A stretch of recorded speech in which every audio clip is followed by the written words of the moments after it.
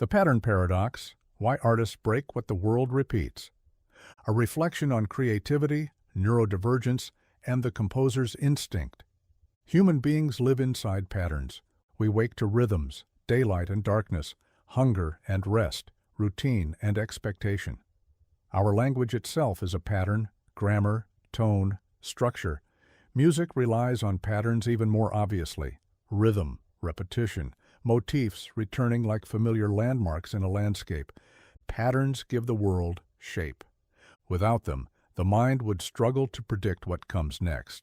And prediction, for most of human history, has meant survival. A child quickly learns the patterns of comfort and danger. A family develops routines that signal stability. A soldier in a war zone studies the rhythm of patrols and the timing of shelling. Someone living in an abusive household may become exquisitely sensitive to tiny behavioral patterns: tone of voice, the sound of a door closing, the length of silence before an argument begins. Pattern recognition is not simply intellectual, it is deeply emotional. It allows the nervous system to relax when the environment becomes predictable. For many autistic individuals, this reliance on pattern is even more pronounced. Predictable structures, routine, repeated sounds, familiar environments can provide essential cognitive stability. The world is full of sensory input, and patterns help organize it. In this sense, patterns are not trivial. They are one of the primary ways the human brain reduces chaos. But artists often stand in a strangely opposite relationship to them.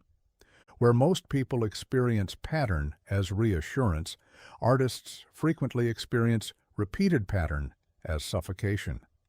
The composer hears a musical phrase return one time too many and suddenly feels the need to disturb it. The painter repeats a motif until it becomes predictable and then deliberately distorts it. A writer builds a narrative expectation only to twist it somewhere unexpected. This instinct is rarely deliberate rebellion. It is often something closer to restlessness.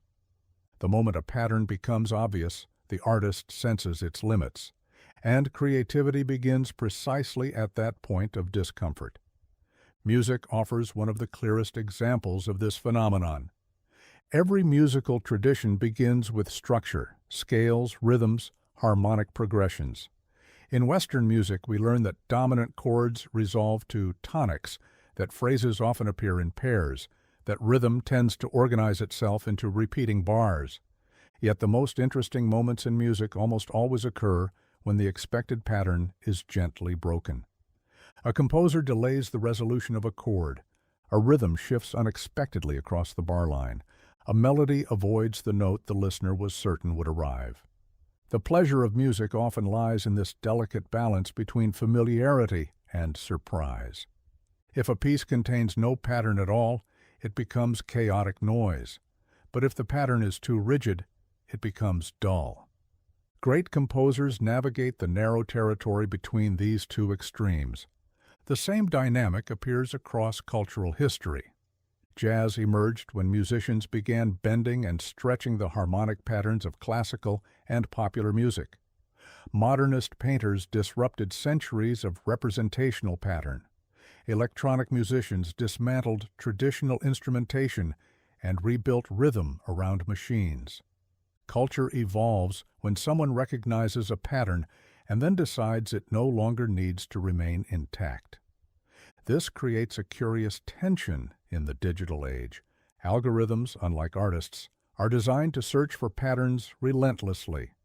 A digital platform observes behavior and identifies repeatable signals: what people watch, what they click, what they stay with longest.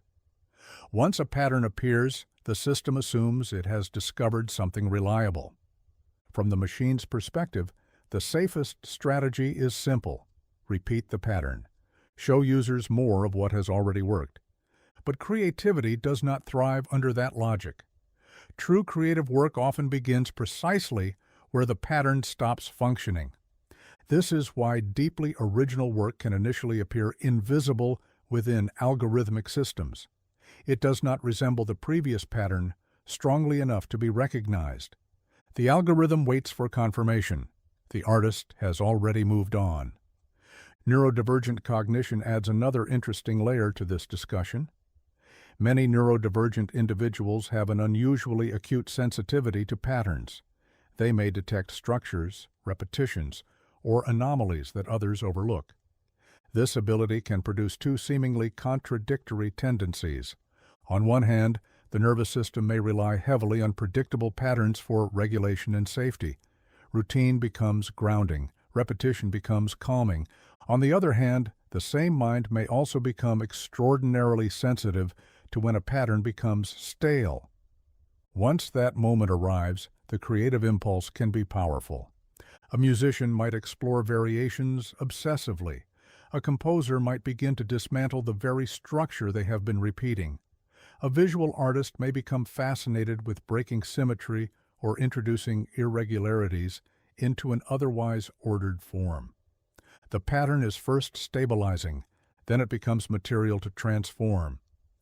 This dynamic sits quietly at the heart of many creative processes. Patterns are not simply rejected, they are studied, internalized, and then reshaped. In music education, this process is often misunderstood. Traditional teaching sometimes emphasizes correct pattern reproduction, scales, exercises, standard harmonic sequences.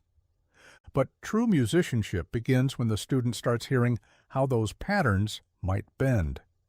The moment a player delays a resolution, shifts a rhythm, or invents a new phrasing, something more interesting happens. The pattern is still present, but it is no longer fixed. It has become expressive. In many ways, art itself might be understood as humanity's conversation with pattern. We learn the structures that hold the world together. We repeat them until they become familiar. And then, occasionally, someone senses that the pattern has become too rigid. At that moment, the artist steps sideways. The line bends. The rhythm stumbles. The expected chord never arrives. And suddenly the pattern has changed. Not destroyed, simply opened. Perhaps this is one of the most hopeful aspects of creativity. The human mind is not limited to recognizing patterns. It is also capable of imagining what might happen if the pattern were different. And every work of art begins somewhere inside that quiet question.